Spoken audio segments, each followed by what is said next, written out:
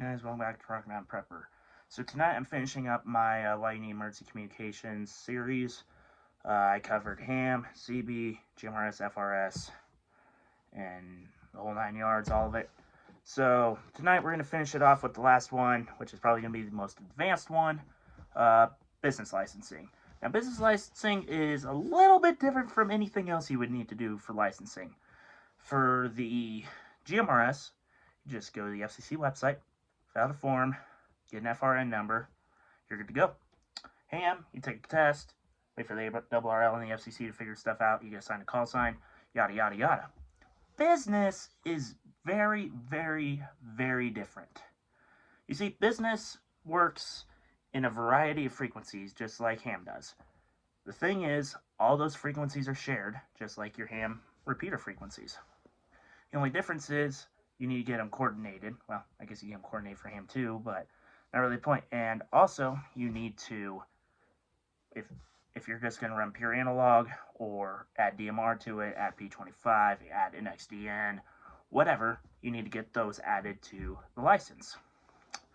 So there's a few other things to talk about, such as pricing. For business license radios, you can get a cheapo Baofeng, which would work because it's part 90 if I remember right.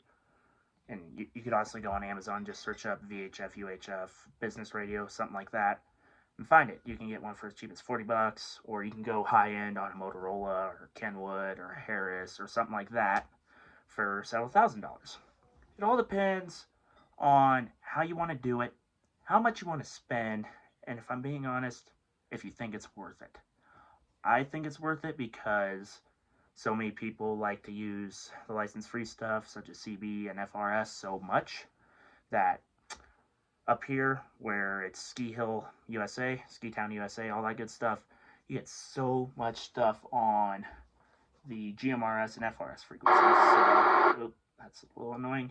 I'm willing to bet you if I let that run through all of them, I'll hear something from the Ski Hill. I can almost guarantee it. So that's the reason I see it's worth it.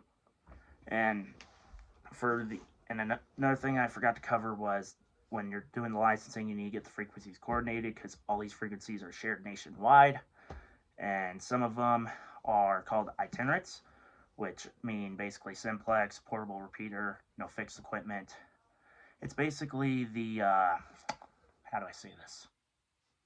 It's kind of like the CB of business band. You still need a license though, but it's fair game. Anybody can apply for them, stuff like that. So you can get those for about as cheap as $300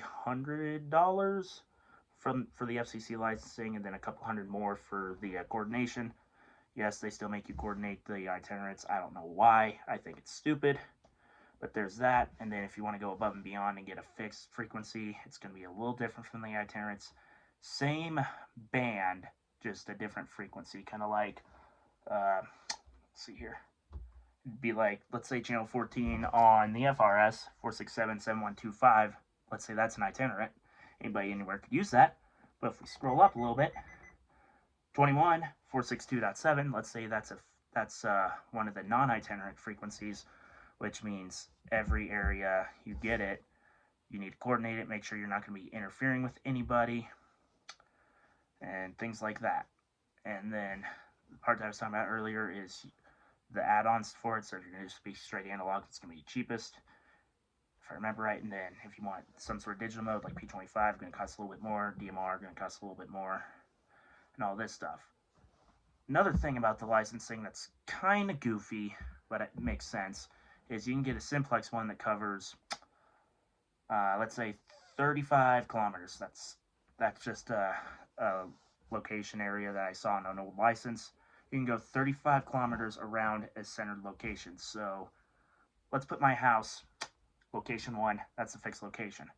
Then I can get what they call location 2 on the FCC stuff, and you get 35 kilometers and you're allowed to use it all in there. Now, if you're going to get some repeater stuff, you need to coordinate the frequencies and your power output. You need to do the power output on all of them, whether it's itinerant, simplex, or repeated.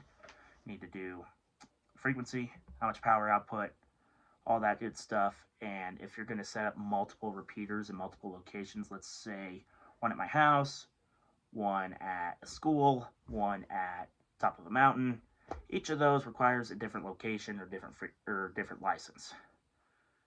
And all this is good for 10 years, same as the GMRS license. Your ham one is also good for 10 years as well. And then when you renew it, it's a little bit cheaper. All you need to do is go to the FCC and renew it. You don't need to re-coordinate. So startup is going to be a little expensive. Your infrastructure is going to be a little bit more expensive as well. But once you get it all said and done, it's pretty easy. I've been using some business frequencies for about 5 years now. Pretty simple when it comes to the FCC stuff, just as long as you pay attention to who's using it and that you're in the correct area, you'll be good to go.